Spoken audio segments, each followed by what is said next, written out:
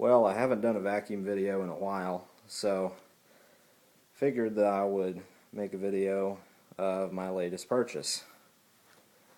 Probably wondering, why is this box so large and what could possibly be in it? Well, you're about to find out. You see, I already cheated and cut the tape because there are several staples on the box, so go ahead and open it up for the reveal. Probably thinking, Tornado, what's that? Never heard of that brand before. Well, looks like an electric motor on top. Just gonna have to see what it is. Well, it takes up all of the space in the box, as you can see. With these expandable foam inserts here. Okay, well, it's just a motor. Oh no, there's more to it. Some kind of handle.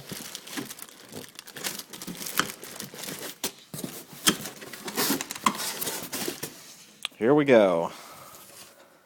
It's what appears to be a very large industrial vacuum cleaner. Some kind of tank on it. So now, why don't we try and get it out? All this expandable foam out of here. Okay, that one. This one here. Oh. You know, I've watched them do this before, but I guess I kind of underestimated it. They sure pack these things pretty damn well. And here we go. See what appears to be a bright yellow polypropylene tank. And I think, yeah, this is going to be too heavy to lift out at this height. Practically, this thing practically weighs, well, not quite half as much as I do, but pretty close. So we're going to have to go tip the box on its side and scoot the machine out. You can see the wheels here, and they have wood stringers for the box right here.